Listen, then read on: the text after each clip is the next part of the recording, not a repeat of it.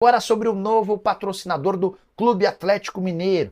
O Galo deixou vazar a notícia de que já fechou com uma nova casa de apostas esportivas. A Betano não fica para 2025. E o negócio foi extremamente positivo.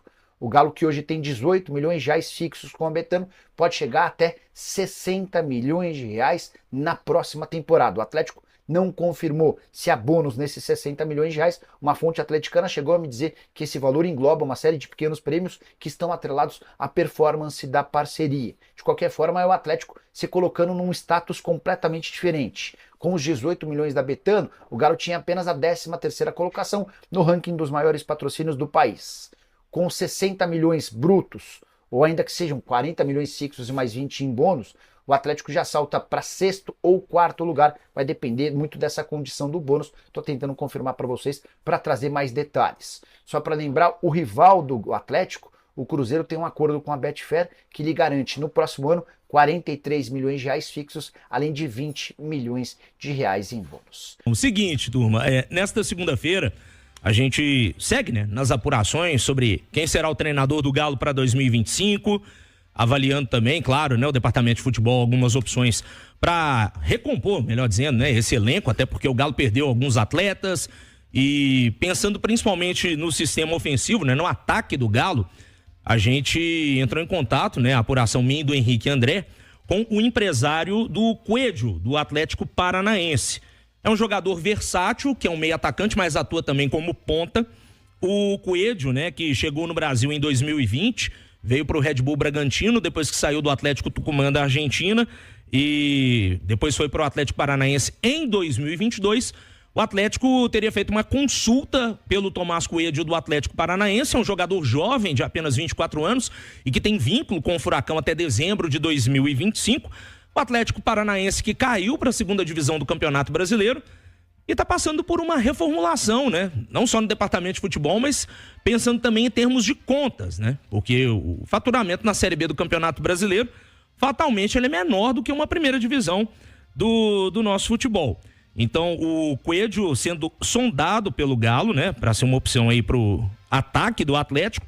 E tem outros clubes que também se interessam pelo Coelho, tá? Em conversa com esse empresário, falou que o Vasco e o Grêmio também têm um interesse na contratação do jogador. Foi um dos principais atletas, o Atlético Paranaense, apesar do rebaixamento, disputou 61 jogos, fez 5 gols e deu 13 assistências. Então nós estamos falando do Coelho no Atlético, e o Cruzeiro buscou um agora do Atlético Paranaense também, o Christian.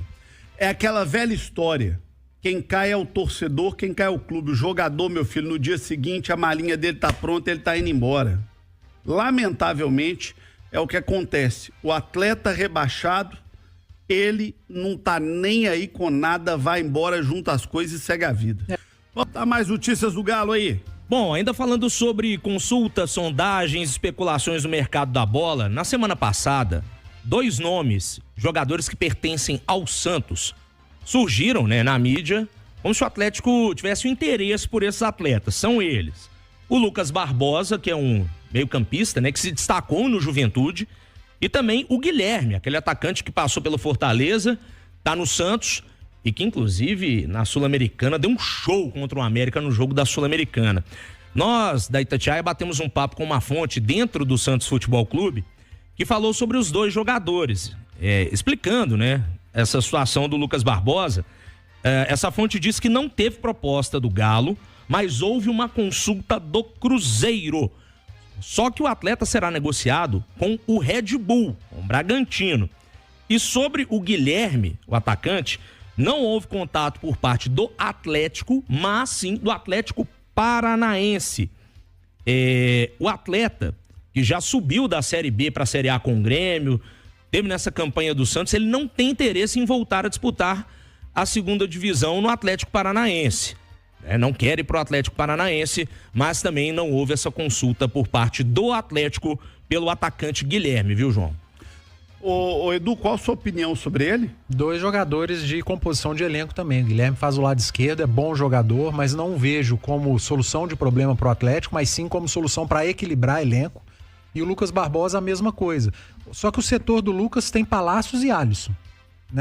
O Lucas fez um campeonato muito bom pelo Juventude. Aí tem que equilibrar. Às vezes sai o Palácios, ou sai o Alisson, você traz o Lucas, jogador mais experiente, mas vejo todos esses dois nomes como solução para dar equilíbrio ao elenco, jogadores de elenco, não para chegar e vestir camisa de titular. Eu me lembro muito do nosso querido Emanuel Carneiro, dessa época ele diria que tá faltando aquele sabiá, né?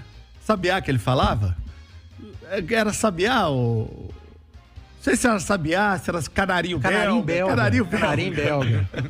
Era a bala de prata e o canarinho belga. Aquela bala de prata, né?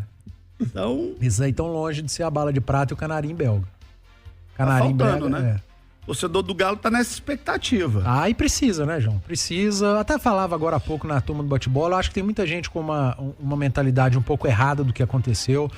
Se continuar com esse time aí, vai brigar para não cair de novo. O Atlético não brigou para não cair por causa do time. O Atlético largou o campeonato brasileiro. Exatamente isso, tem que saber separar as coisas. Se o Atlético tivesse jogado o brasileiro com um time que foi finalista da Libertadores da Copa do Brasil, não teria passado nem perto desse susto. E essa é a grande crítica que eu tenho à questão do Milito, sabe? Apesar das dificuldades, esse elenco do Atlético tinha obrigação num campeonato brasileiro com 8 classificados para Libertadores, está classificado para Libertadores, Edu. Tinha que ter classificado para Libertadores. O torcedor tem que ter em mente que não brigou para não cair por causa do time, é por conta do que aconteceu na temporada e do Campeonato Brasileiro jogado com time misto ou reserva. Isso deixa claro que o Atlético tem um bom time, mas que teve um elenco muito desequilibrado e por isso precisa fazer um bom mercado para fortalecer o time e, consequentemente, equilibrar o elenco. Ô Rafa, passa a régua nas notícias do Galo. Saiu o ranking atualizado da Conmebol e o Galo subiu 7 posições no ranking da próxima temporada. O Galo estava na 14ª colocação e com a campanha de vice-campeão da Libertadores subiu para o 7º posto. Figura atrás do River Plate, do Palmeiras, do Boca Juniors, do Flamengo, do Peñarol e do Nacional do Uruguai. Lembrando que o Galo vai ter que se valer. Tem contrato até dezembro de 2025. Tudo bem. Então o Atlético faz valer o contrato pelo menos por mais um ano. Tudo bem. Aí no meio valer contrato tão duro, tão pesado. Aí no meio do ano ele pode assinar com outro, final do ano ele sai de graça. Ele sai de graça. Mas o grande ponto aí é que o Atlético não quer liberar. O Atlético está travando essa venda do Everson pro Bahia. Porque o Bahia não quer pagar para liberar agora, Bahia quer pagar baixo, muito baixo. Mas o que é o baixo, você não sabe? 800 mil euros. Não, também não, né, Bahia? No máximo 1 milhão de euros. Quer raspar também, né? Aí também não. Calma, gente. Aí também não, né? Não dá, né, Bahia?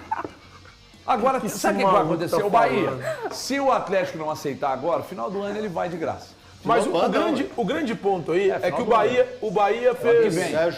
O Bahia fez a proposta salarial pro Everson, lá que beira R$1 milhão por mês, com um contrato longo de 3 temporadas. E o Atlético fez 2 propostas salariais pro Everson. E o Everson recusou as 2. Só que as 2, bem menores do que a que o Bahia ofereceu, bem menores do que mais de 200 mil de diferença entre o que oferece o Bahia mensalmente e oferece o Atlético. E o Atlético ainda fez propostas curtas. A primeira, que foi em abril desse ano, era para renovação por mais 1 ano, até dezembro de 2026. A segunda, por renovação por mais 2 anos, que seria a mesma coisa dos 3 anos de contrato do Bahia até dezembro de 2027. Mas com valores bem abaixo do que o Bahia ofereceu. Valores todos muito abaixo do que o Bahia ofereceu. E o Atlético se incomoda quando o Everson fala da proposta do Bahia. Essa proposta aqui. E assim, pelo lado do Atlético, o entendimento do Atlético é, mas nem o Vitor ganhou isso e tal. Fica assim, cara, as coisas vão mudando. São situações diferentes, esse não tem que fazer nenhum tipo de comparação. Não tem que fazer nenhum tipo de... Gente, é outra época também. É muito importante a gente colocar isso. Inflacionou muito por causa o Tafarel não ganhou o que o Vitor ganhou, né? Por causa justamente das SAFs. As SAFs inflacionaram tudo. O Atlético, ou seja, ela entende que o Everson, hoje, todo atleticano... As SAFs inflacionaram ou não? Palmeiras, Flamengo também inflacionaram. Por causa do dinheiro. O Palmeiras encaixa um Corinthians, pouco... salário de 3 milhões sem pagar ninguém. O Palmeiras, ele encaixa um pouco naquilo que a gente falava do Atlético de 2020. Já era uma empresa... É uma empresa antes de ser uma empresa oficial. Né? A Leila tem mais um novo mandato dela aí. Ela é mais ou menos que uma SAF. É uma gestão ali que ela tem dentro do Palmeiras. Vamos lá, o Everson é hoje, para o torcedor atleticano, um dos maiores goleiros da história do Atlético. Eu acho que nesse sentido precisa sim ser valorizado. Assim como o Vitor foi na sua época. O Vitor também era valorizado em seus novos contratos, tanto é que ele encerra a carreira dentro do Atlético. Você acha que em momento nenhum o Vitor não foi valorizado dentro do Atlético? Eu acho que o Atlético também precisa olhar para a história que o Everson vem entregando. Eu acho que é um cara que quando o Thiago fala dos valores, ou seja, ele não está tendo a valorização necessária